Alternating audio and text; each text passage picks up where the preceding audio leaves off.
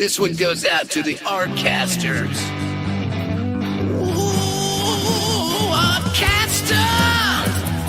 I say you're catching your spell, Artcasters. Catching your spell. Ooh, you're gonna cast that spell. Strike a hell. Whoa! Ooh. Hi, hi, hi, hi, hi, hi.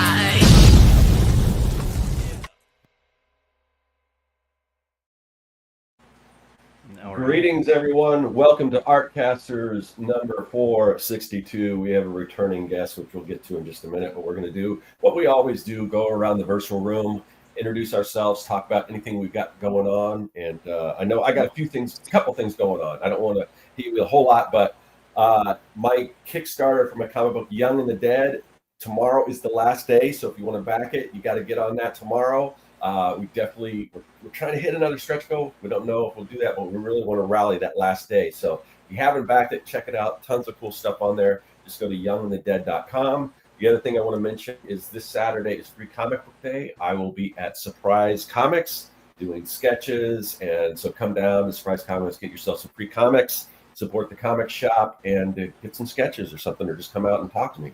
I will be there most of the day, I think starting from 11:30 on to 5 or 6. But anyway, so Free Comic Book Day is always a bash. So definitely come down if you happen to be in Arizona. Josh, what about you? All right. If you haven't backed Scott's Kickstarter, definitely back that up because there's literally 1 day left. So go do that first. But after you're done with that, if you want to support some indie comics, consider picking up Jacob's Apartment, a story about two polar opposite roommates that find themselves drawn together through tough life circumstances, and in a book that's kind of like where dreams and reality interweave. So like if you take Ghost World and put it in a blender with Eternal Sunshine for the Spotless Mind, and you like that flavor, you would like Jacob's Apartment. And then Stories, which is my graphic novel that tries to destigmatize hard conversations about faith and mental illness.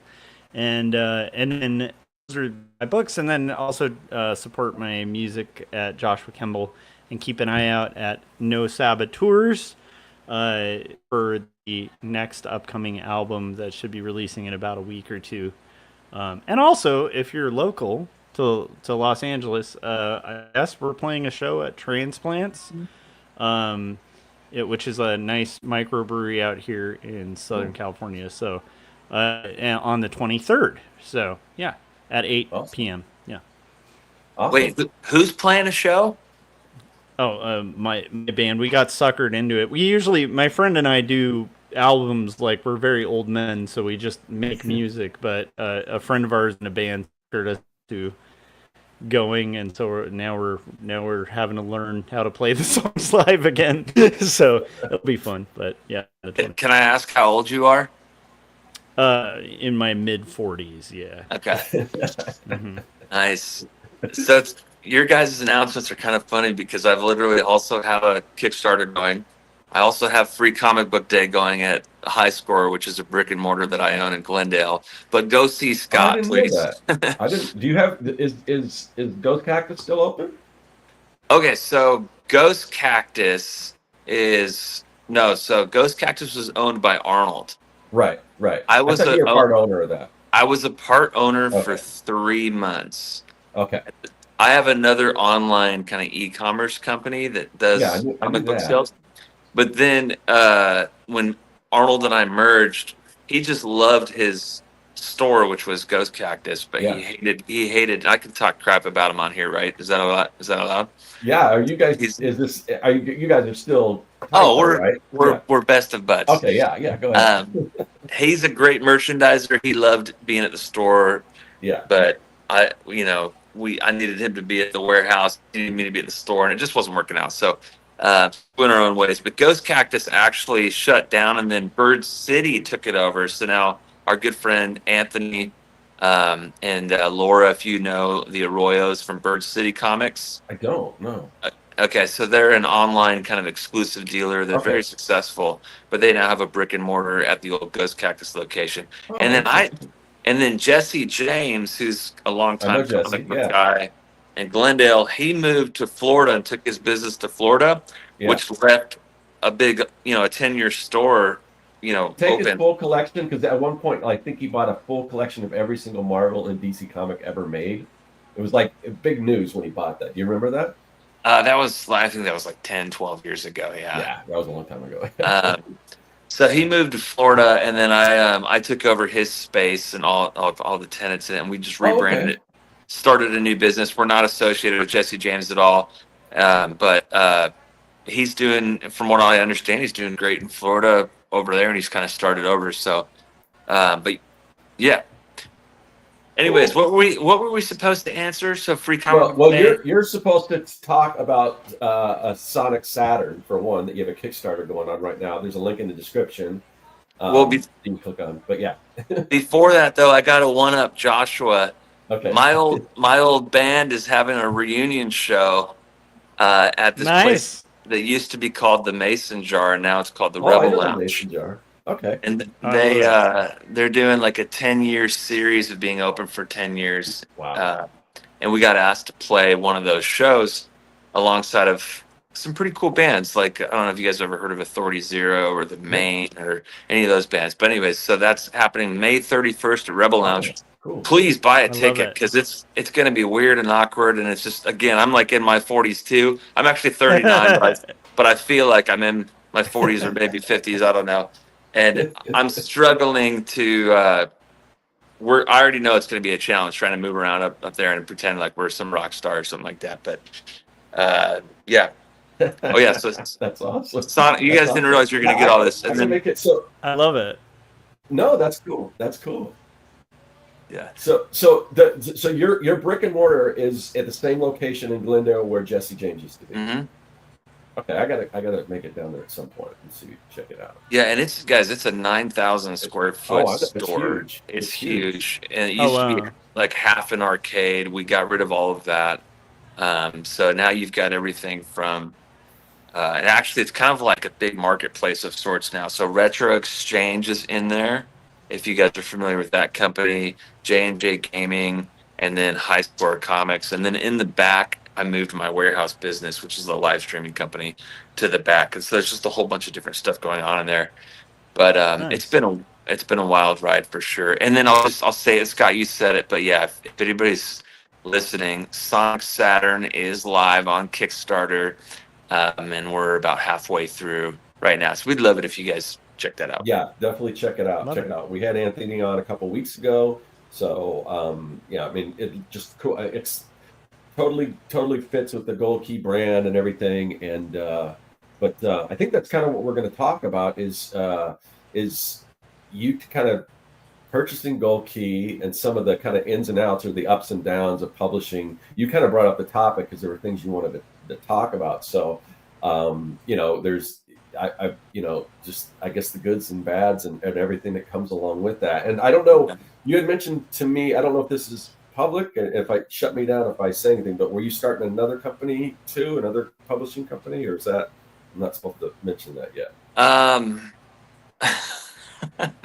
We're not supposed to mention that. I can say this. There's Gold Key has acquired another kind of name, okay. But I can't say what it is yet, mainly because there's like a little bit of a there's a deal that's being worked out. Yeah. And by the way, if you live in Arizona, you're being haunted by gnats everywhere you go right now. Like, it's insane. So if you see me doing this, it doesn't matter what room I go to or what side of the city I go to. They're everywhere right now. Scott, have you noticed this, Scott? I noticed it a few weeks ago. My girlfriend kept complaining that it was like I was leaving the door open, which I wasn't, and asking if we had like spoiled fruit or something. I'm like, no, we don't have any spoiled fruit. I don't know where they're coming from. But I don't think in the last week. I haven't seen them last week, but before that, yeah. So the gnat invasion of Arizona, nice, dude. It is bad. I mean, they're like everywhere. So I know I look crazy over here, but I'm like, they're everywhere. All right, so Lance, I mean, you, like I said, you kind of brought up the topic, so I'll just let you kind of kick it off, and you can kind of start. I mean, you acquired Gold Key. We told the story last time. One of the first time you were on, where you kind of sort of halfway purchased it by in exchange of a Teenage Mutant Ninja Turtle #1, and from there, there's just an interesting story. I think there's probably articles and stuff about it if you want to read up on that, or just watch the first appearance Lance was on with the whole. We had the whole crew on that time. But now you're a few years in. You've published a Boris Karloff book. You're working on a book with Jay Stevens, and now you got a new book. So I guess start from wherever you want to talk about, and Yeah. So this is good. And Scott and Joshua, you guys don't realize this, but both of you, I got to be like on the couch of therapy right now. You said ins and outs and ups and downs. It's more like the down and outs. I'm just kidding. It's been great, but it's also been terrible. But yeah, we did. We got very lucky. We acquired Gold Key, which you guys know. I mean, that's cast a shadow over the industry for a long time. You can't be a collector or creator and not be aware of the presence that's held. And I have no experience. I do now, but I had no experience in publishing when we took it over. So I immediately did what I should do, and I partnered up with 3 other guys without any experience in publishing, and we got some things right and we got a lot wrong, and man, it is so freaking tough. Like, if we were to talk about, there's so many angles we could talk about with publishing that makes it hard. I'll just list a few, man. Like, and there's a lot of stories, but acquiring intellectual property. Whoa, sorry, light just went on. Oh, okay. This is the motion censored room. I got to move around a little bit. You got to do more swatting, more nat swatting. Keep that motion. I apologize right now, guys, for not being like in a nice office. No, that's cool. The sound and everything. The sound's the key. Yeah, that's you fine. sound great, and actually your picture's really clear. So okay, good.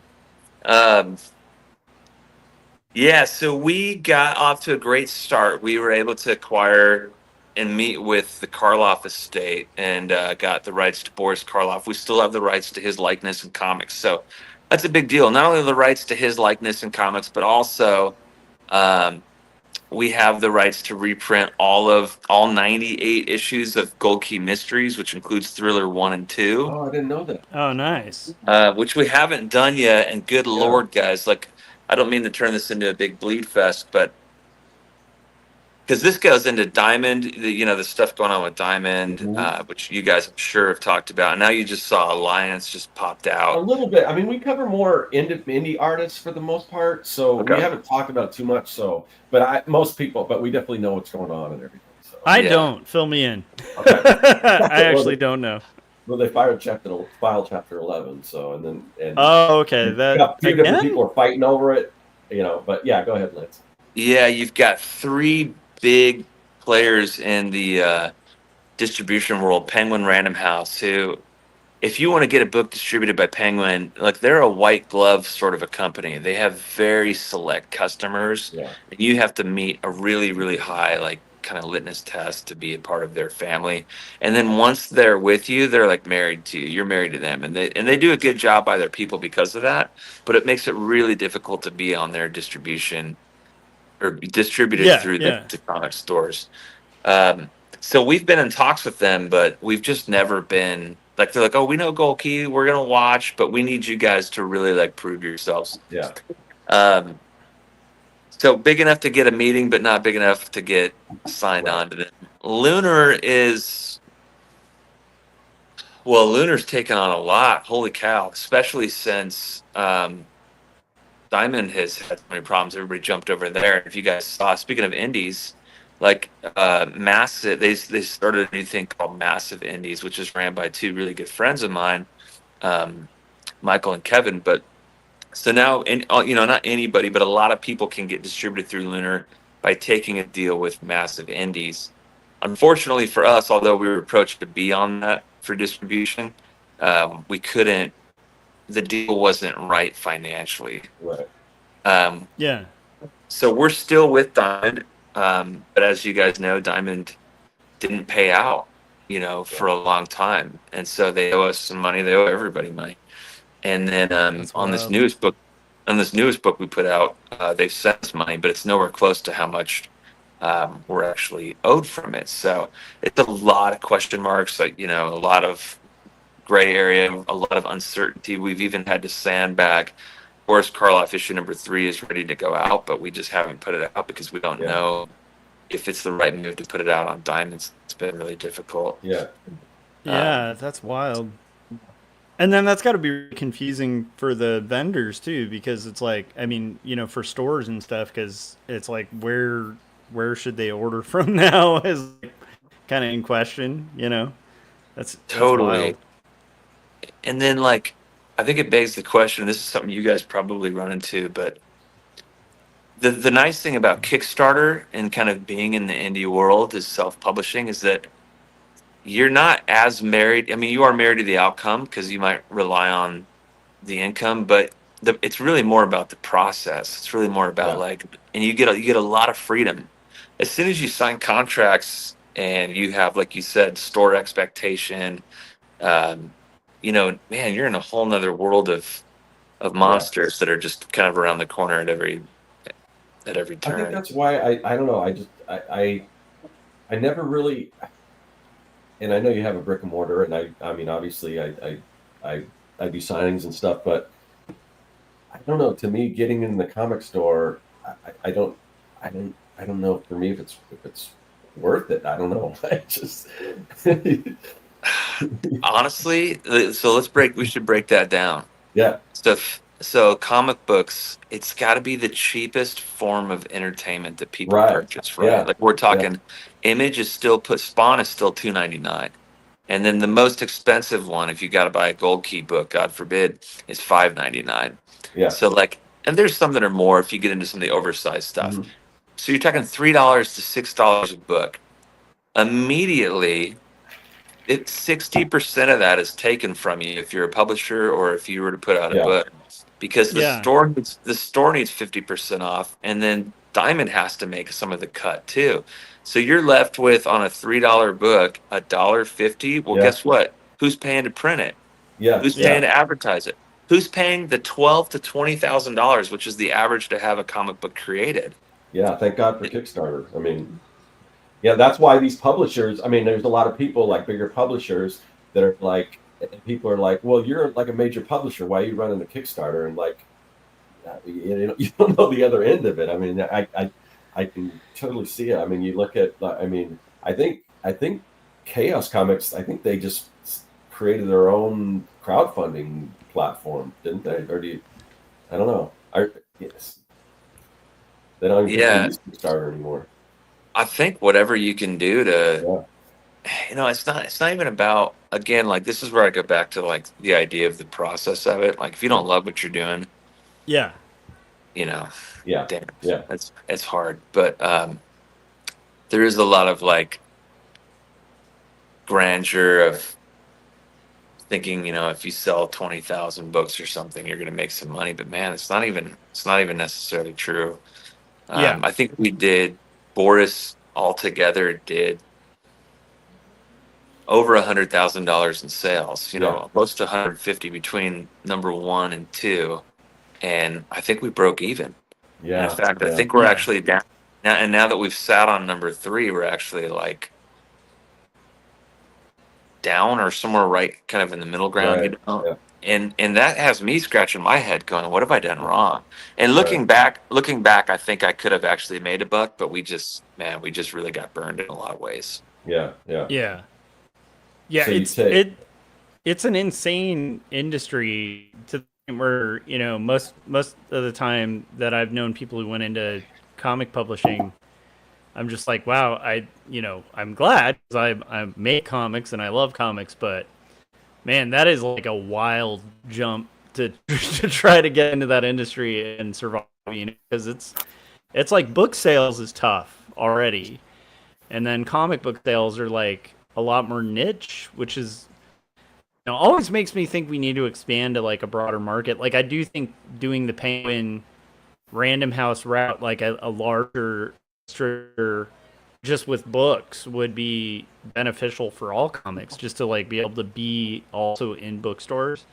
Uh, But yeah, that is a nightmare of an industry when it comes to just trying to kind of flip it around, and then distributors are really tough too, because the ones that have a stranglehold on the market sometimes take a bigger chunk than is comfortable for like especially an indie publisher. So it's just I don't know how you know, and then equate into that shipping too, right? So that 30 that you're seeing, right? You gotta ship, bulk shipping to all the the main distro centers that are like throughout the states and stuff. That's just I don't know. That's logistically just a wild thing to have to manage. And then God forbid, you know, you you create one too many pages in the story or something, and now you got to go to the next size up of print run. Like Yeah. it'll hit you at every level.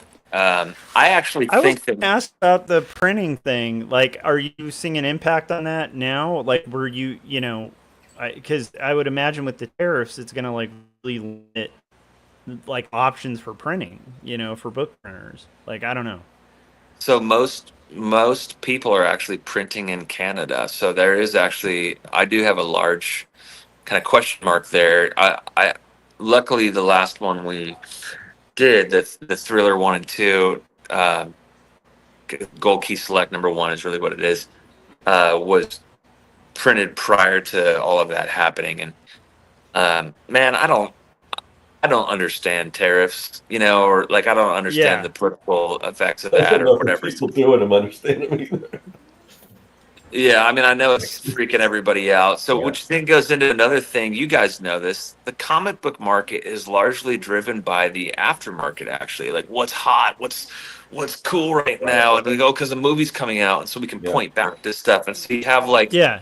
your whatnot and whatever people lives, the whole live selling world and community, which we know a lot about too, which then bleeds into, well, we got to have the next cool thing. So let's turn comics, the creative thing, the process that you guys love, into just straight chase books. I mean, they rip packs for comics now to get a mystery book. Have you guys seen this? No. I don't know. Wow.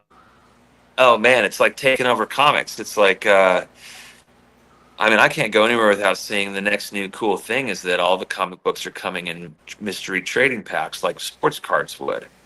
Which Oh, again, really? Huh. it's Like a driving up blind this. box? Yeah. Like, Yeah, so you'll get one through, you get everything will have 4 comics in it or 3 comics in it, almost like the old Marvel are you mags. talking about?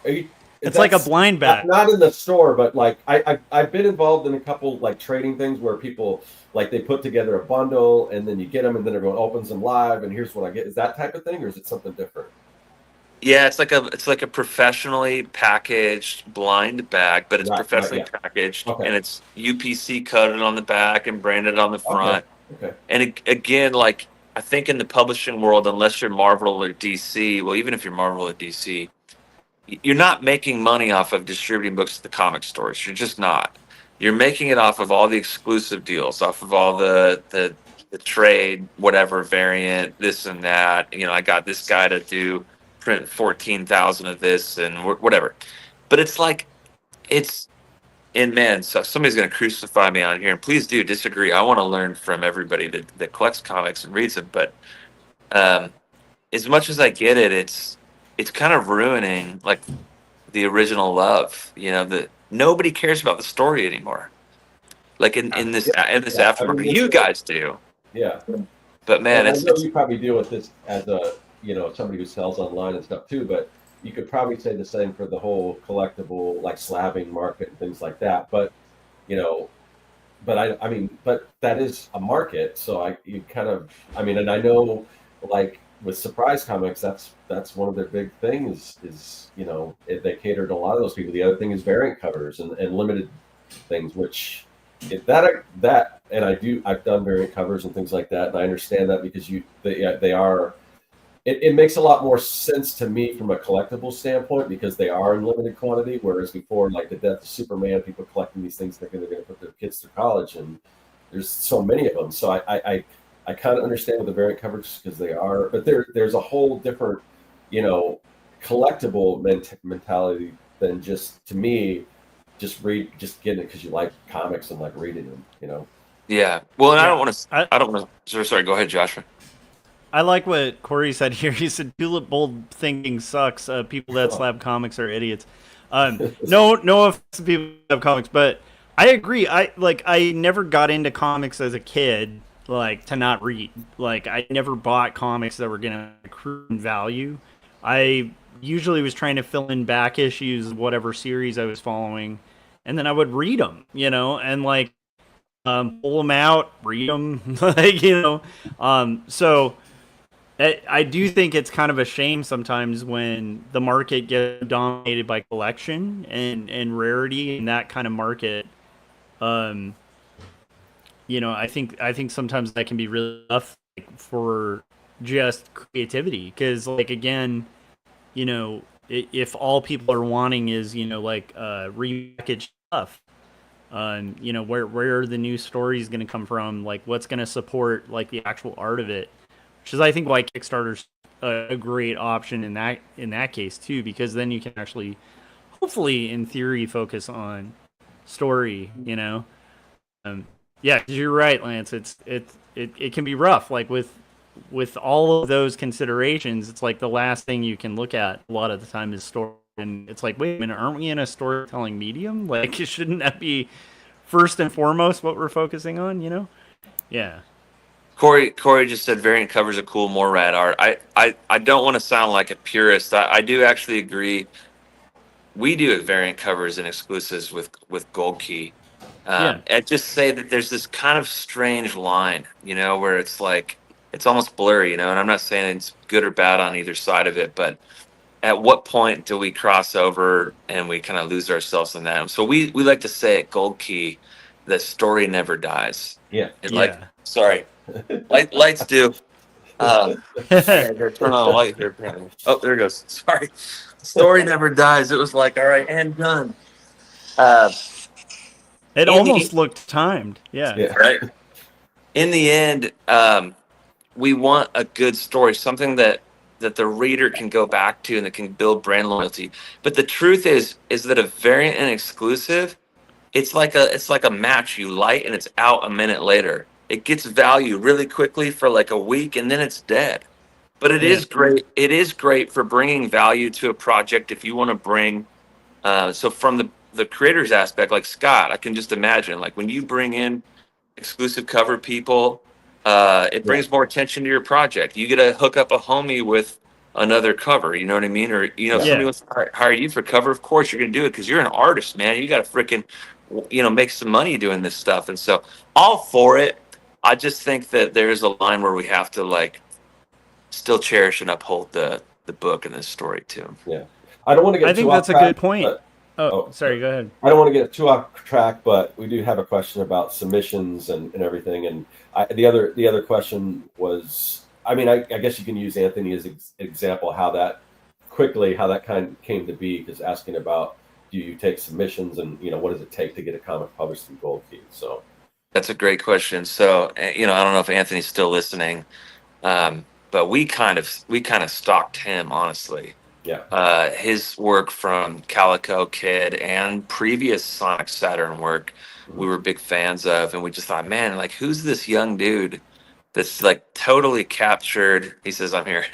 Yeah. Totally captured this kind of vintage aesthetic, but yet he's thinking about very forward things. And his style, if you read it, is very kind of slapstick, or at least in Sonic Saturn. It feels like almost like a country movie with one-liners, and it's just a fun comic. But so we kind of sought him. We do accept submissions. You can absolutely submit something. But I will say this, like, it's you true. got to know hard. Gold Key, though. You got to know what the Gold Key brand is, because it's very specific. So if your book doesn't fit in that, I mean, I'll let you say, but yeah. And then there's the logistics of, we have kind of two types of works that we do. We do what we call like our legacy work.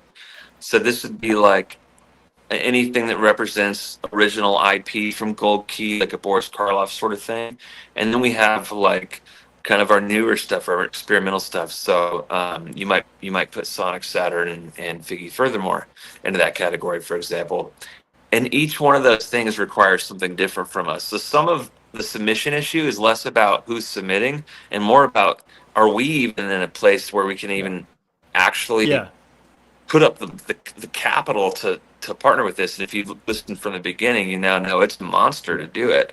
Yeah. I'm praying for Anthony that we can hit our goal so that we can get him some coin, Yeah, for this check out job. Sonic Saturn. There's a link in the description. I backed it. I backed the hardcover. That was a hard decision because I was looking at the hardcover, the single issues, and I was like, I think I'll back the hardcover. Yeah, the hardcover is nice, but we're buddies. I'm sure we can hook you up with something, Scott. We'll figure it out. Yeah, it's interesting. Like I remember as a younger man, like when I was actually submitting for publishers and stuff, you'd occasionally get that letter back where they're like, "We're absolutely in love with this, but we have no place for it, no budget to put it out." And you get that letter back, and you'd be like, they're lying. And it's like, having been doing this a while and some other side of things. That's often actually 100% true, where it's there's a limited budget that each of these companies has, and then there is a vision for what they're kind of looking forward to, and also just a plan. Right now I'm working with Turner Publishing on a graphic novel. We're going to turn it in by the end of the summer, and then it's not going to come out till May, because they have all of this marketing stuff they have to do kind of between release and all of that. And it's again, I think a lot of the time, younger cartoonists don't understand that, it's not like the comic companies are genies that have tons of money and can just put out anything cool, which is unfortunate because I think most comic publishers would want to be in that position of the magic genie with an endless budget who could put out whatever they want, but yeah, that's really interesting. But yeah, I think check out what the publisher puts out too, because if you don't feel like you'd be in that wheelhouse, yeah.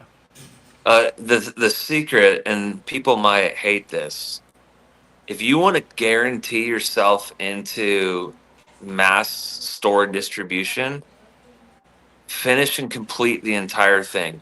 Yeah. And then send it to a publisher, and they're going to go, oh, this is good, I'll give it a shot, because it doesn't cost them a lot of money to do it. But I can totally understand why. Now hear me on the other end. If I'm a creator, I might not do that, because it's screw that, these guys are supposed to pay for it, you know what I mean? So it's one of those things you have to decide what you're willing to do or not. Again, just like you said, Joshua, if I had the money, there's so many projects I would pick up and just pay for it. But I've lost my ass on a lot of stuff. I mean, it's hard. We're people just like everybody else, and so I want to support the artists. I want to be for the artists. I want to dream about what it means to be by the people, for the people. But that's a hard equation to build. So it's so hard. So Golden Age Graphics, what's up, dude? He actually just did a variant cover. Speaking of variant covers for us, kind of a painted style legacy cover, really cool wrap around to the back. That we just added to the Kickstarter this last week. Ooh, I just saw him commenting in the so. I love the aesthetic of Sonic Saturn. We were Scott and I were both really impressed by design and the art, but the minimal color palette, just a lot of it's really cool. We were kind of curious who did all the the logo work and graphics and stuff. I think Scott and I were asking. Was that Arnold? As far as the trade dress goes? Yeah. It's a little bit of a mix. It's mostly actually Anthony. Okay. Yeah, Anthony really kind of Anthony's done a lot of work. I mean, he was tasked with, and if you guys know, if you followed the Figgy Furthermore campaign, Jay, we got 4 issues in. It's a 6-issue series, and Scott was on that as a variant artist. But on the 4th issue, Jay got deathly ill. He's still actually battling a very, very rare disease, and his partner died. And so we're actually paused. It's there is progression. But it's very slow. And so when we came out with this, we're like, Anthony, you gotta do the whole thing before we even started, and I felt terrible. He was working his butt off. Yeah. Arnold's done Yeah, some. Arnold's done some, but I think Anthony carried the bulk. Yeah, of we the got to load. get Anthony back on because we only got like half an interview with him, and then we had so much in common. And just I like that he's kind of this old soul. I was surprised he was so young after seeing the work, and then but he's just so into all that classic stuff. So we'll get you back on, Anthony. Yeah, that aesthetic, Anthony, is amazing. So, like Scott and I were pretty stunned by just the whole design of it and the simplicity but complexity of it. It's just like really sophisticated work. I think definitely like feels like that era of like sci-fi. It's great. I think he's got a bright future. He's young. He's also like legitimately one of the nicest people I know. I mean, he like volunteers. He's doing all of this while he's doing full-time school. I know he's living on like ramen and beans right now. Like, I mean, the guy's doing it. It's legit. So kudos to him. Yeah. So I mean, we kind of went off talking about submissions and stuff. Before that, we were where were we before that? We rewind. The hell of publishing comics. So here's a question. With all those considerations and stuff, how have you guys kind of been able to keep that arrow? You were talking about like the kind of slogan of the company, kind of related to like keeping story alive, and how do you kind of keep from getting lost in the sauce and or just kind of giving up entirely? Like what's your guiding light? What are some wins you've had with Gold Key? There's been a few people. There's been more than a few. There's been quite a few people in the industry. I would even say Scott's one of them, where the whole industry has been wildly supportive and helpful. So like I was able to call Scott and be like, hey man, would you be interested in hosting this conversation? And he did it. Michael Conrad, I would say he took a chance. He gave us a shot. He was the writer of Boris Karloff Gold Key Mystery, still is. But he's a major writer. With him and Becky Cloonan are partnered on a lot of stuff, and they write for major stuff. Like he didn't have to write for us, but he did, right? And introduced us to a lot of people. Introduced me to, if you guys know Chip Mosher, who runs Distillery. He's been another voice that I've been able to kind of call on and talk to and say, bro, like, help me stop bleeding. What am I doing wrong? Michael and Kevin with Massive have been big homies to us and just kind and helpful. And then all your store, there's just been a lot of good people, but I really do feel like these first 2.5 years of Gold Key, this is just kind of the cost of learning. And I'm praying that we don't make any more mistakes, because it's one thing when like you don't know something. Like we've had a lot of things happen to us that was like, well, that was out of our control, like Jake Stevens, it's like, man, like I couldn't have stopped that no matter what I tried. Yeah.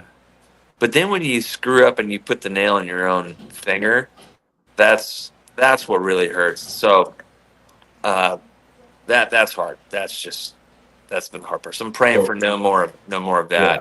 And then go ahead, Scott. Sorry. No, I was just going to say, I think just the fact that like with Anthony's project with Sonic Saturn, that it's got to be done this time, and I assume that's going to be pretty much the way it's going to be moving forward. Whether it's, I mean, he's got 4 issues done, maybe at least 1 done. I don't know, where you're at with that, but when you launch a Kickstarter, you're launching. You typically around 4 issues, right? Or is that? Boris was 1, right? And it was like the Gold Key edition, so it was the making of Gold Key, and so it was a lot more than just 1 issue. Yeah. But our plan was, let's go to Kickstarter to let people know we're here. Then let's go to the direct market and take this to the direct market and through the comic book format. Figgy, furthermore, same thing. It worked for us with Boris. So let's go on Kickstarter. Let's meet our our agreements there so that we can actually take it to the direct market and get it into hands. And then same thing, like we'll release Sonic Saturn on the direct market after this, and that will look like everything from really aftermarket sellers. So this could be like variant exclusive cover sort of stuff, distribution through those channels, but also through Diamond or whatever distributor might have us moving forward. Yeah. So it'll get some legs, it'll get going, but you know it's just good. It's just good. The whole thing is really fun to read, and I'm proud of it. And I think I'm Anthony. excited for it. Yeah, definitely. So Yeah, I think it. Oh, go ahead, Scott. no, you go, Josh. Oh well, I think it does look like a good series, and I think the idea of having the artist kind of finish the work first is not a bad call, especially if you're running starters, because it's like in general, it's just comics are such a time-consuming thing, especially if you're dealing with like younger artists. I think, who might be kind of overshooting or overestimating their ability of what they can complete, because that's a lot on an artist to get a comic done. And, I think just ensuring that like there's at least a really good chunk done, is not a bad call. And actually, if you're out there and you're thinking about submitting, that doesn't hurt. Anytime I've pitched projects that are completely done, they get publishers a lot quicker than an idea, yeah, that's a I think that's kind of it sounds like a lot of it's like learning, like I don't know, like any business, right? Your first years are gonna be like kind of getting in the dirt, like learning, and hopefully not repeating, right? But what you didn't like, and hopefully not exaggerating, doubling down on the stuff you did, Totally. And not only learning from your mistakes, but learning how to gather and manage your allies and the things that have worked, and then repeating those moves as you continue to progress and do things. Scott will tell you, you guys both know it's a lot of work to manage your own marketing and make all the videos, and it's gut wrenching. You put something out, and even down to like, I got this funny thing, and Anthony will cringe for me saying this, but all the way back, speaking of being in a band, so all the way back to like my band days, like I used to be in a band that got signed on a pretty sizable label and had a CD that went out and you could get it everywhere. But guess what happened before we ever released it? We couldn't help ourselves as artists. We showed it to everybody. We showed the movie before it hit the stores. Yeah. And so all of our groundswell support had like lost excitement. I think that there's an art to even the marketing of it. Like, hey, you have to keep this under wrap, because when the wind comes, when you release the video or the big promotion thing, that's when you set the sail up so that you can, or that's when you drop the net so you can catch the fish. You know what I mean? Mm-hmm. Yeah. But if you blow your load early, then you're screwed. You're like, you can't, it ain't gonna work. And so that's hard, man, because we're so excited about the work we do or the work that we're a part of. I didn't even draw or write Sonic Saturn, but I wanted to show everybody our video that we did and the marketing for it, the covers for it. It's hard to. Yeah. I'm totally rethinking how I'm going to approach my next project, and as far as from a marketing standpoint, after kind of this one and my experience with this Kickstarter and stuff, because it's so much has changed. It's been a while since I've done a Kickstarter, and just a lot's changed, and I'm seeing some things that other people are doing. I'm like, okay, I got to do that, and how do I build anticipation around this next project in a different way because I suck at social media. For one, I'm not really on it that much, and I just rather be in here creating, and I forget to go, I got to go talk about it. But so I have to seriously think about, pre-planned. Like I've seen people now who have pre-launch page for comics. They're just starting. It's just like, and they're creating it and saying, this project isn't going to launch for maybe a couple of years, but if you're interested, here's the pre-launch page. And I'm like, okay, that's not a bad idea, because just build that anticipation while you're doing it and get people to sign up like, I'm kind of digging what I'm seeing here. And then you just let everyone know at the time. But there's just a lot of people I'm looking at. I'm like, okay, I gotta really think about how to reevaluate how I'm doing my marketing. Anthony was just saying, when it came to Lance, I had a full arc plus 6 pages. If anyone wants my advice, and he said definitely learned a lot during this project. He said I also had a whole slide presentation when I pitched the project, and he said, "Remember?" I can't forget that? it. It was like I was back in school in the 3rd grade, and Yeah. Anthony was in. Now this next slide, you're gonna. No, I'm kidding, dude. It was great, dude. It was great. Anthony was excited. He was young. I mean, he is young. You know, we're all Yeah. a little older, but he was ear to ear smiling the entire time. Like he really loves what he's doing, and that shows so much ambition too. The slideshow thing is a lot of ambition. Like you're willing to do that. You know, that's actually pretty good. Yeah. And then Golden Age Graphics had a question for saying, how were the animations made out of curiosity, like Boris Karloff Resurrection and the Figgy Furthermore videos? Yeah, so that's Arnold. This is another trick for people. I would say the number one most important thing that we've had for Gold Key, other than like a name, is having a multimedia expert on our side. Arnold's not only can he draw, probably not as good as you guys, but pretty good. He's been he's a 10-year, 20-year advertising marketing agency guy. He knows how to animate. He knows how to make reels, you name it. The hard part, though, is, we all thought we were going to buy our private jet with Gold Key, and that didn't happen. So now, he's working a full-time job, and good Lord, guys, like if you even knew how many jobs I had, it's out of control. We're all just working a lot, and then Gold Key's kind of our passion project, and it's the thing that we actually believe could go really far. Like the meetings we have, you wouldn't even believe it. Like I can't wait to share the news that I'm holding on to. But again, it's like no guarantees in this world, and it's hard.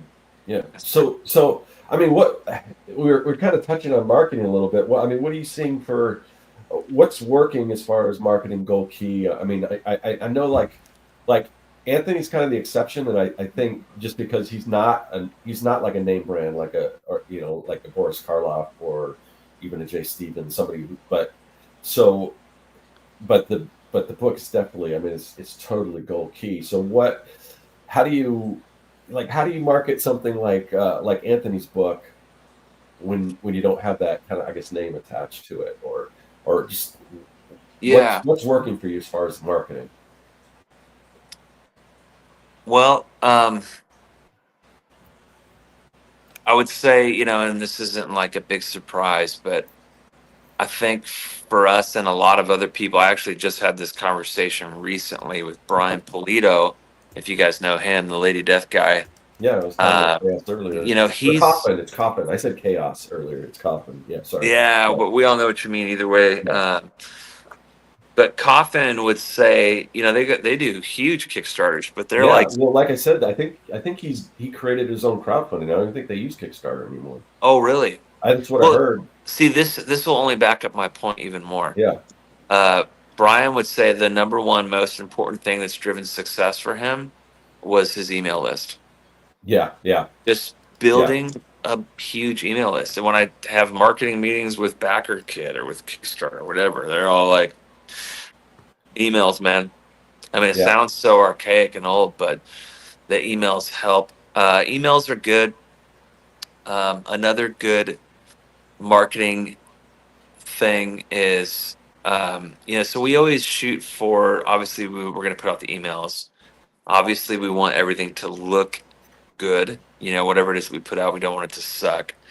But we also try to go like, who are the people of influence that we have in our own lives and circles or companies, and how can we do something thoughtful with them surrounding this project, whatever it might be. And that could be like a conversation about publishing woes, on Artcasters, and that's like more than just an advertisement.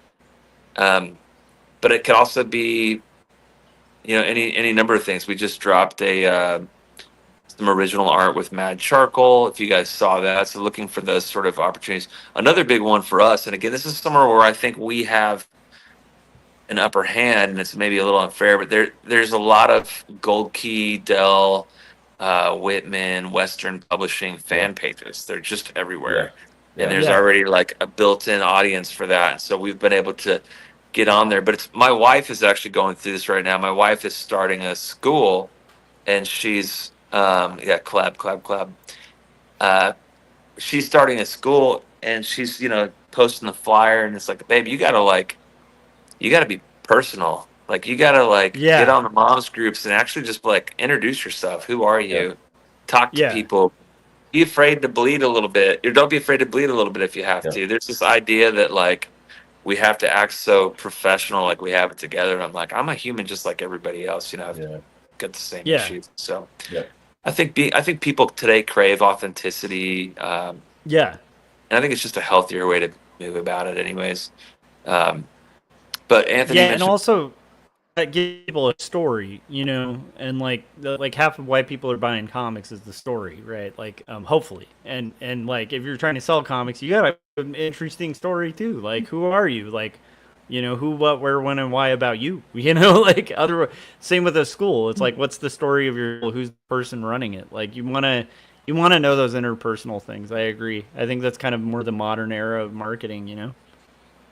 Totally. So, as a case study on that, you could say that, for Young and the Dead, for example, or even for Sonic Saturn, maybe more than a video about what we're doing, it should be an interrelated video that's here's who I am as the creator or the publisher. Here's what we're doing.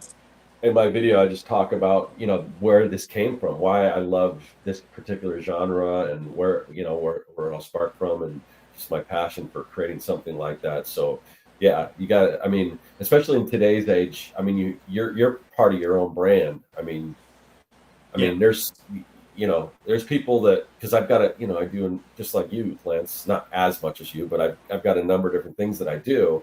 And sometimes I'm wondering, do these things, people that are following me on Patreon, for instance, so they in it for these nostalgic type projects that I kind of recreate, or they in it because the comic book art, and hopefully they're in it for me, which I think is the case. So sometimes I worry about that, but I think I really need to lean into myself a little more. So well, and that's the power of Jay Stevens. People buy his stuff because they just love him. And they love what he does, but they love him. And he's just this great dude. But total talented too. So all the socializing, all of the networking has been big for Gold Key. Being at the San Diego Comic-Con, going to the parties, having a beer with the right people, sitting down and taking people out to dinner, all that stuff is huge. And when you have an opportunistic mind, you can tell your story and kind of see where the fibers connect with other people and figure out if there's ways you can move forward together. And most people want to, it's like, hey, Scott, will you put this email out for me? But I'll do it for you too, and then, heck yeah, we'll do it then. Maybe it helps us. Maybe it doesn't, but at least we tried. Yeah, absolutely. So are you going to have a presence at Fan Fusion this year? Or I know that's not San Diego Comic-Con, but I just was wondering if you're going to be there. I just remember your booth the one year where it was totally, mid-century modern, and it had the shag carpet, and it was just totally, I dug it. Yeah, that was fun, man. We're not going to be there, but there's kind of there's talks of a merge happening right now. If I'm just being totally transparent, so this is news now for the first time publicly. Anthony hasn't even heard this. He's probably going, "What? I didn't know about this." There's talks of a merge, and so we're kind of just focusing on Anthony right now, and then we're going to be potentially moving into contract land for a little bit, and then rebooting. All still ran by me, Arnold, and Adam. All still shepherded by us, and stewarded by us. So I have to kind of figure out that business end before I can even really do much of anything. Okay. Yeah. So exciting stuff on the coming soon. I could give you guys a crazy story. So this like literally just happened. So I was in Kansas City doing some work unrelated for one of my other jobs, and I had to host a group of people at a brewery one night. And that morning, or the day before, I got a call from someone. I'm just gonna say someone, Right. and he was like, he was like, I don't even know the guy's name, so I'm gonna screw it up. He said basically, hey, there's someone coming to, I think it's the Wind Hotel in Las Vegas. Like Wind, is that a resort there? Wind. Wind. Two ends. I think. Yeah. This guy had 2 floors rented out just for him. He's like an excellency from Saudi Arabia. Right. And he runs, you can look him up. He runs Ring, RING magazine or something, but he was just named the top, like, #1 most influential person in the world for sports and culture and entertainment culture. Big, and like, if I don't know his name, it's Turkey something, but huge meeting. He wanted to meet with Gold Key. Yeah. But I couldn't be there. Oh, and Arnold just got a job as a car salesman, slinging cars, and he's like, I can't get off tomorrow, man. I'll lose my job as a car salesman. And Adam was already booked speaking at another event. So this person, and I can't name names, who were like in talks with, he's kind of known in Hollywood. Yeah. And he's like, well, I have like an actor that could like go on behalf of Golki. And so we're like getting to know him, like talking to him, like, all right, like, you guys got to go represent Golki for us. So we actually, this is the plot out of a sitcom. As a part of like the Golki entourage, we sent some extra help, which was kind of fun. But that's hilarious. So wait, you guys sent an actor as part of Gold Key? That's amazing. Did I hear that wrong? No, you didn't. I'm just, after I told the story, I'm going, man, should I have not told this story? I don't know. No. That is like one of the most incredible stories I've heard. That sounds like a sitcom, like in a good way. I love that. That's actually, I think that's a good lesson in. I think in this industry or just in art in general, like whatever you end up doing, that's like if it's artistic or creative, you have to be pretty artistic and creative in your approach to it. Because a lot of us, like, and a lot of people don't realize this, you know, I remember when I lived in Portland, like going to the grocery store and one of the co-owners of Top Shelf was working there. And I was like, wait, but you own Top Shelf. You know what I mean? It's like things like that where... Wait, what's Top Shelf? Top's like an indie comic publisher. They put out like blankets and stuff like that. It's like indie comics. But anyhow, it was one of those things of like, you know, these are people putting out Eisner books and stuff, and it's like they, you know, the publishers have to work jobs too. A lot of us are all working jobs on top of the comic thing that we love, right? And so it's like, I think the creative approach to it, like even thinking of things like that, where it's like we have to make this thing. None of us can make it. Who can we send there? You know, like I think that's the kind of outside of the box thinking you have to do in this thing, because it is chaos. Like, and it can be fun chaos, but it's definitely, you got to kind of embrace the chaos a little bit, lean into it. I personally think so. I think that was a good example of just kind of.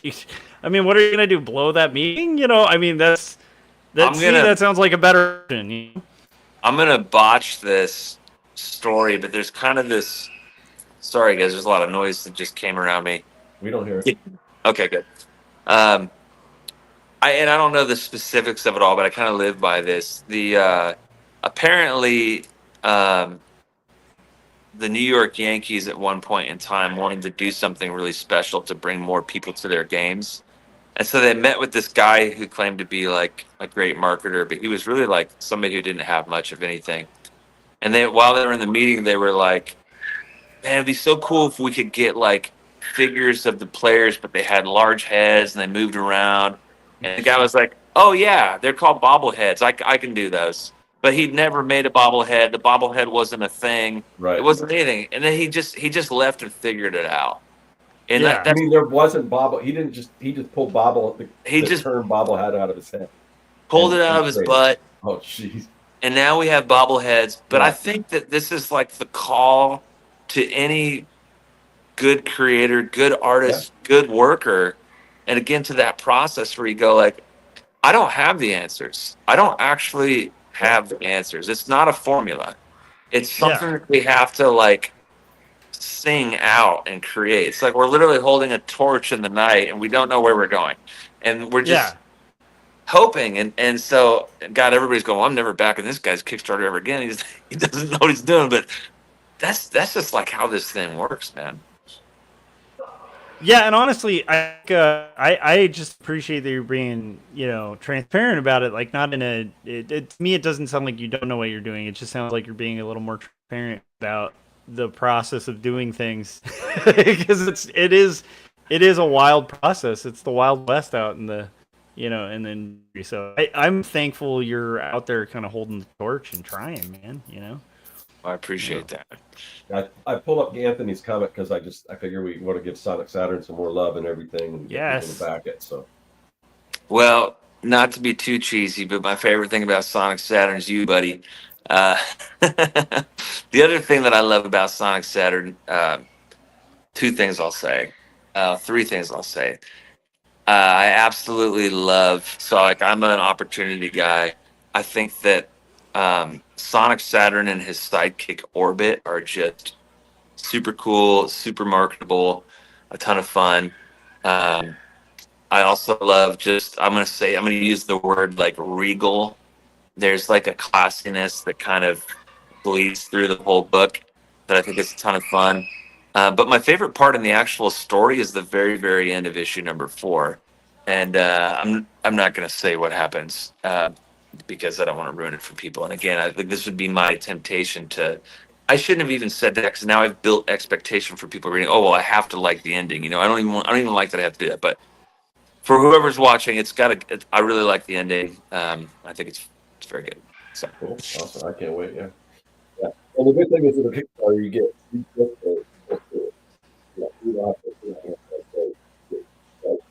I lost the audio on you. Oh, I'm sorry. Yeah, you just the good thing is underwater.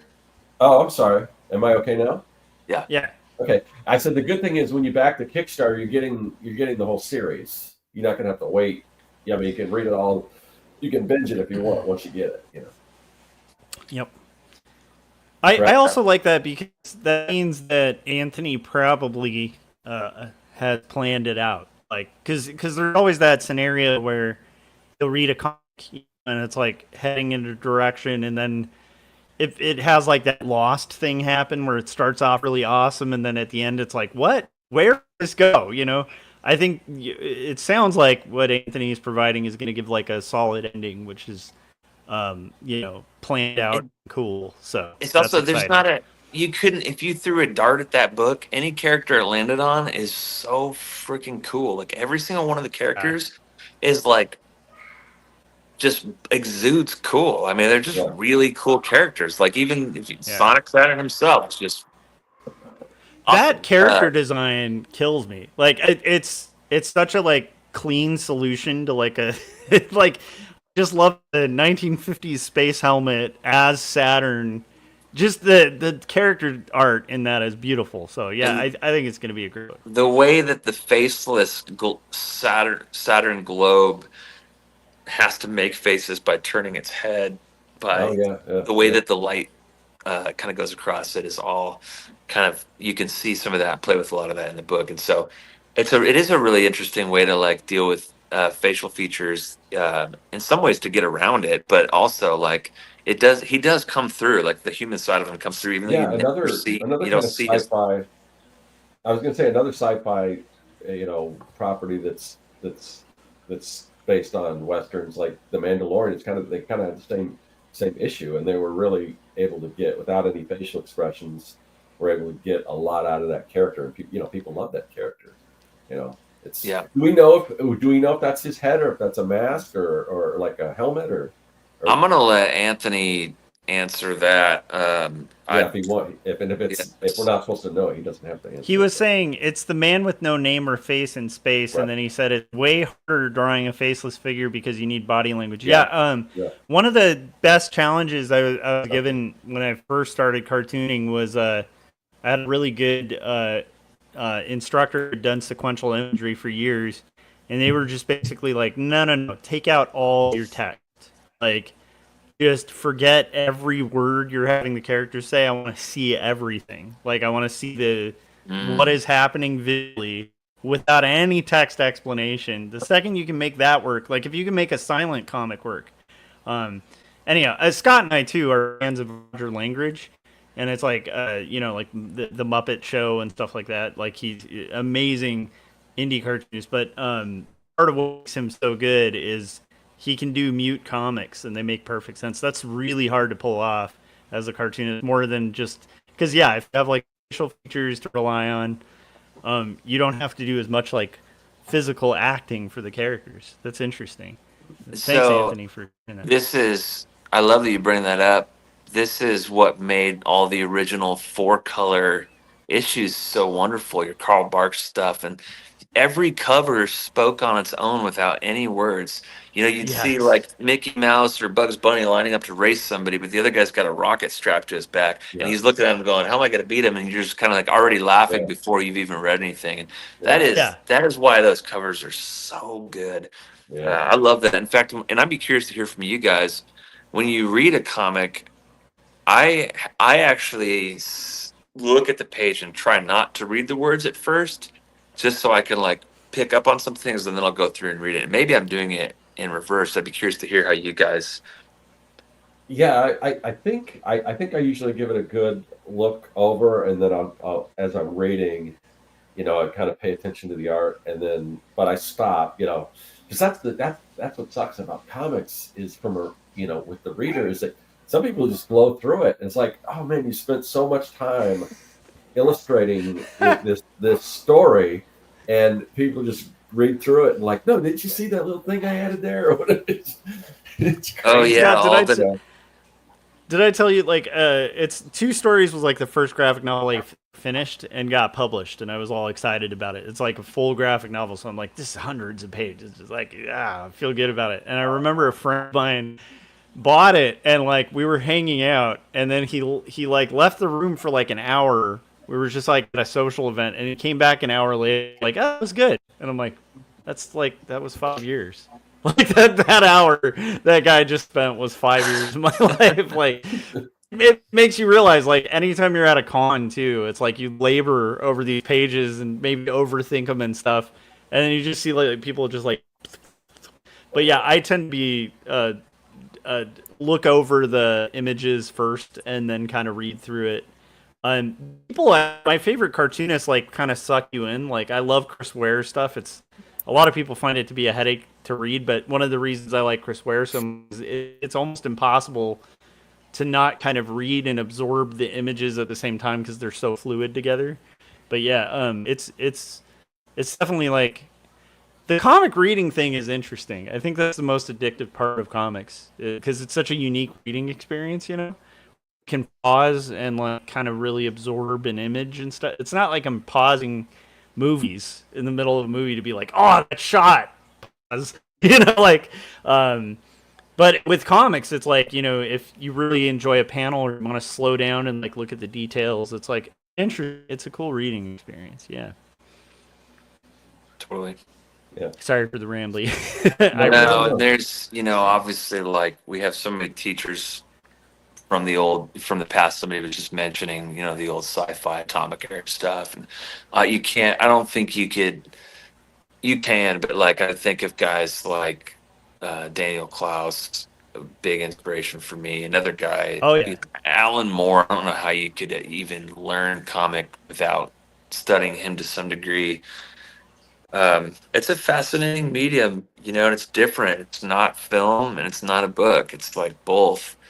And that's a tricky, and sometimes it's like, it's not like, Scott, you're unique in that you wrote and drew everything, and Anthony did too, but a lot of times it's like the coming together of people having to understand each other. Like, this person has to illustrate my story or whatever. And so yeah I got a lot of appreciation for all of it, so I kind of try to soak in every detail when I read it. And I love the fourth wall stuff, and I love, like, when you guys get Sonic Saturn, I look at every name to every business. Like, you'll see like a little gas station floating in space somewhere and it has a name, or whatever There's it is. so And much. Yeah, all there's so that's much with Young and the Dead. I little things like all the toys and things I collected, or just like the products. Like there's a scene where one Yeah. of the characters goes into a grocery or like a 7-Eleven, and all the things that we don't have anymore that are on the shelves. All that little stuff, I love it. And I just went through and I just finished up the graphic design of the trade. So all the chapter breaks are just loaded with little memorabilia stuff hidden in there. I mean, I'm really I love it. I'm psyched about it. Yeah. We did have a question here. Let's see. All right, here we go. What's your favorite cover by Gold Key, new or old? woo. Well, shoot, that's a great question. I don't know if I could pick one off the top of my head. I'll say this though, that George Wilson is, in my opinion, the greatest all-time painted style artist. There is. I don't know somebody who has a body of work as much as him in that realm. Um, and my favorite gold key. I should have this picked out. I'm gonna have to think on that one for a second. There's. I'm gonna have to think on that one, or maybe we'll do a post on it because I don't want to. Yeah. I have a lot of. like survey. You could do a little survey to generate some buzz, and like surveys are always good because everyone's got an opinion. So yeah. Yeah. Whole. Yeah. I'll say this: my screen background right now is the variant cover that Jay Gonzo does on the series. Yeah, we got to get Jay on the show. Yeah, I've got his book on my bookshelf, and that talk about graphic design. I mean, beautiful. That book is beautiful. Crazy talented. Really, I wish I could pull it up on the screen. I don't know how to, but he's got a great cover in the Sonic Saturn issue. The whole Hispanic Heritage edition is really cool. A lot of variant artists on that. Man, though,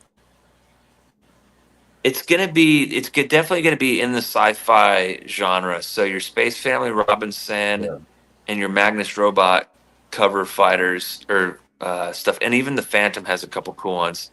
But then also Boris has some crazy monster ones too. So I'm gonna have to think through that and get something posted. Dr. Solar has some great ones too. That's a good question. Yeah, for me, I don't know if I could say one in particular, but I can tell you what I love about Gold Key Comics, and it's two things, and it's very different aesthetics. You've got the painterly cover aesthetic, but then you've got the cool kind of retro graphic design aesthetic. Sometimes using photographs from whatever property it was, but the design around it just has. But they're both very kind of different, but they both just sum up Gold Key. And I know when I did my variant cover for Figgy Furthermore, I was really trying to tap into that design aesthetic because I'm not a painter, so I knew I couldn't do the painted look, but there's just like a really cool design aesthetic to a lot of those Gold Key issues. And how do they do that? Yeah. What shapes do they use? What kind of type do they use? All that kind of stuff. Yeah, I'd say for me, it's most of the vintage, like space covers, like space themed painted covers. A lot of Solar, Man of the Atom, and there's something just I'm in love with kind of B movie posters, and there's something like beautifully, almost like B movie about a lot of the vintage, like Lost in Space covers, and like I just love that painted, illustrated. I also love the old space. Just the outfits and stuff are cool. Like it just like the old space outfits and everything are amazing. So there's something about just the technique of those covers that's just absolutely stunning, fun, and I've ripped off as an artist like a million times too, because it's just great material to kind of look at and go, okay, like that kind of retro aesthetic. It's just got a beautiful, Gold Key. Also, Carl Barks, like anything related to Scrooge or like those those like Donald Duck like era stuff. Just the cartooning in that's so beautiful, and then those covers are beautiful too. So yeah. So I was just thinking that as you guys were talking, it's not in the painted cover style, and it's not in the TV pop culture style, but there is a cover. It is a one-off that Gold Key did that we would probably put a second mortgage on our houses to do. Is a book called Tiger Girl, and it's mainly just Okay. ridiculous. Was that a one-off? It's a one-off. Yeah, there's Oh. only one issue of Tiger Girl. It's just this like wild cover that I super love. We even printed a T-shirt with the Tiger Girl thing. Oh, that's on it. amazing. Okay, I look at that as amazing. Who owns the rights to that character? Dude, I don't know. And this is half my work. We're so like right now, check this out. I'm actually talking to Donald Glutt, who's the writer of Dr. Spectre, The Occult Files, if you guys remember that. Like him and I are like trying to figure out where the hell we can get Dr. Spectre from. It's with Dynamite, but I can't get a hold of him. And, if I write him, so please, guys, everybody in the world, go talk to him, have him give me a call because I want to part. He freaking Dynamite took Turok, Madness, Dr. Solar, and Dr. Spectre, like 4 of our original IP, and I don't even think they're doing anything with them. Yeah. I'm just wondering, is there anything other than like Tiger Girl? Is there anything left out there? I mean, that hasn't been picked up by somebody. Oh my gosh! Other than all the licensed stuff, I got distracted because I just came across like another Gold Key, the Time Tunnel. That looks amazing. Sorry, there's just so many. Can you bring it on screen? I gotta see it. Let me see. It looks pretty rad. It's 2 scientists are hurled helpless through the lost world of time. It has like dinosaurs. Oh my gosh! Yeah. Hold on, I'll pop it on. I think you answered this. Look at that. Your last question. We don't see it, Josh. Oh, let me see. Why isn't that showing? Hold on. I thought I had it. Hold on. I'll figure it out. Why is it not showing?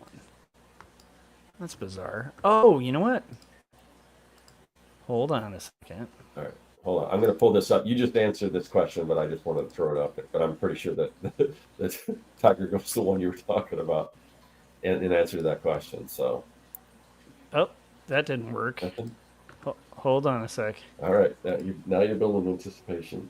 You're right. No, I've seen Time Tunnel. Some of the Time Tunnel books. That look pretty cool. But yeah, that might be one that's maybe that's available. I don't know. Who knows? Or unless that was based on a show that I'm not familiar with. But so I don't know. We're getting close to we're getting Josh just kicked himself off. But we are getting close to your when you got to take off for your next whatever you got going on next. But I wanted to is there anything that we didn't cover that you wanted to mention on the show? Besides, obviously we'll go around and we'll promote whatever we have, but anything on the topic that you wanted to get in that we didn't get a chance to mention?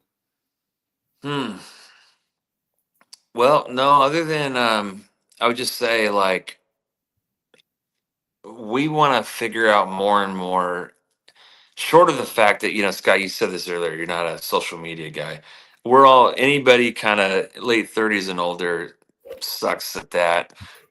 Anthony created a Discord for us, and I'm, the idea of getting on another technology thing and having to keep up with it is really tiring. But short of that, a time tunnel. Look at that. Show. Yeah, it is based on a TV show because there's a little clip up there. Yeah. I mean, I'm in like as a cartoonist, I want to work on this property.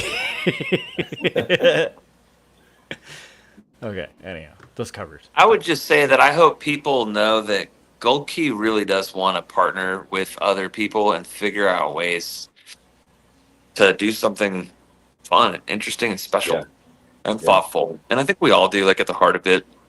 I don't really care as much about being the next new exciting thing as much as I want to. Like if that happens, great. But I really want to just have a beer with you guys or hang out or get to know each other and have real relationships. And I think in the end, like that's what makes it good. So if people have ideas on ways we can better figure out how to do that, like I'm all ears. And my email is lance@goldkeycomics.com. So anybody could email me and we could chat. I try to get back to everybody on it. So yeah. Awesome. All right. Well, I'll let you be the first to do the rounds. Let people know one more time about Sonic Saturn, anything else you want to promote, and then we'll close everything out. Yeah. So Sonic Saturn, guys, I can't stress enough. It's a really cool series. We really want to see it come to light. Um, yes, you guys could back it. That would be amazing. But if you do back it, share it. Let other people know what you're doing, and share your favorite thing about it. I think that goes a long way. And if you have ideas for us on ways to help get it out there, if you have a channel or something you want to interview Anthony on, or we can jump on and do anything together, like anything I can do to be a part of it, I'd love to be a part of it. But yeah, Sonic Saturn is live. We got 15 days left, I think, 14 or 15 days left on Kickstarter. And we're very, very excited to send it to print, which we're going to start working on here soon. Yeah, and we'll want to get Anthony back on the show too. So since we kind of our time was cut short with him. So, but yeah. So Josh, what about you? Yeah, so if you are into indie comics after you've backed, most important thing in the world is Young and the Dead, because he's got like 1 day left. Then back Sonic Saturn, and then afterwards, consider picking up 2 stories, graphic novel about faith and mental illness that's handwritten, hand lettered, and hand inked.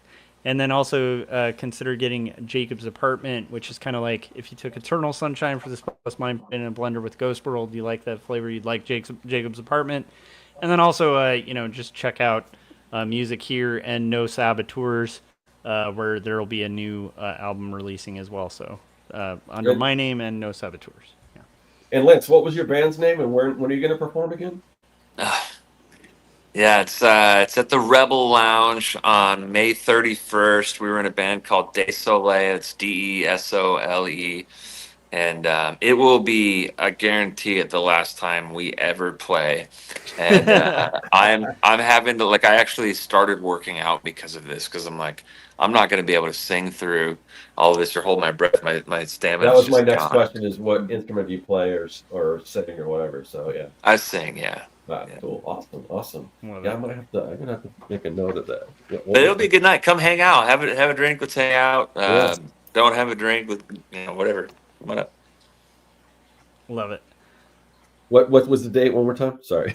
Yeah, May 31st at the Rebel Lounge. Okay. And there's 3 bands playing, and they're all homies bands. They're all friends. It's gonna be a good time, and Cool.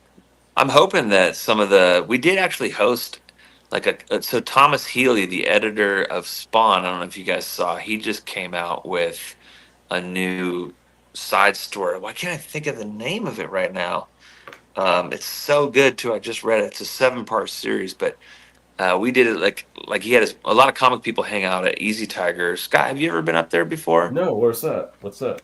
It's a bar I own on 47th Avenue and Olive, but Okay. I would actually love to host like the Phoenix comic community out there, because we celebrated his 50th birthday party up there, and he's like a dungeon master for Dungeons and Dragons, and he has like his D&D crew come up on Mondays. But we should do something like maybe AZ CAF. We could have a big party there or something. Yeah, I don't know. They've done stuff at, like, I know they've done the cocktails and comics thing. So why not? Yeah, I mean, that would be cool to do, or just like drink and draws or whatever. Yeah, I mean, A drink and draw with AZ CAF would be amazing. We should hit up. Is it Ryan Cody about that? Like tomorrow, yesterday, mainly just for networking purposes. Like, let's get together and brainstorm and hang out, and that'd be awesome. That'd be a lot of fun. Yeah, so much stuff going on, man. I'm excited about all this stuff. So yeah, definitely back Sonic Saturn. As far as me, Young and the Dead. There's like tomorrow is the last day, so you gotta help me out, back it if you haven't already. I mean, I'm super proud of this book. There's tons of cool stuff on there. Let's make a big finish tomorrow. Yeah, I mean, just check it out. I mean, you're gonna dig it if you're into 80s nostalgia, if you're into stuff like Goonies, Monster Squad, Explorers, all that kind of stuff. And it's the whole story, guys, like front to back, like the whole thing. Yeah. Well, I can promise you a guaranteed sale, because Gold Key always waits for the last day to buy our cool. stuff. Cool, awesome. Yeah, so both of our links to both of our Kickstarters are in the description. Mine is, it's real simple, youngandthedead.com, it'll take you right there. Do you have like a direct link? If not, for Sonic Saturn, if not, just click on the link in the description. And I always do that because sometimes it's hard to find stuff on Kickstarter, even if you type in the exact name of the comic and stuff. Sometimes it's really hard to find. So I always try to do a URL for it. But so there's that. Back both these projects, please. And then we'll get Anthony back on sometime soon. But this show, the Artcasters, we do this show pretty much every single week. It does change. It does go back and forth between Josh's channel, my own channel. And sometimes it's on a different day. Today is on a different time. We had to kind of accommodate Lance's schedule. So it gets a little confusing, but there's one way that just to get rid of all that confusion, just join our mailing list for Artcasters.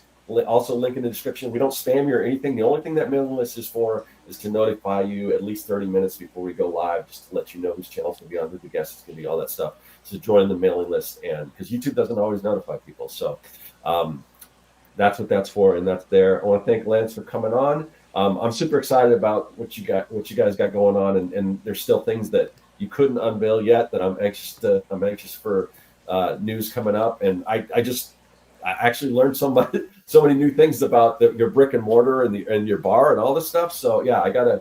Oh man, we got restaurants. You've probably eaten at some of them, dude. Oh man, okay. Yeah, I don't know you as much as I thought I did, because you really do have a lot of stuff going on. So much. Okay. All right, Lance. Well, I definitely got to get out to your bar. I want to get out to your brick and mortar and everything. So and maybe we could do some kind of signing or something there. I know the major things I Surprise already usually has me booked up for free comic book day and stuff like that. But we'll have to do something on that when the book comes out. Okay, shoot me a text if you ever want to hang too, one of the spots or whatever. So absolutely. All right, thanks, Lance. I know you got to go. We got to go too. So we will see everyone next week. Bye, guys. Bye, guys.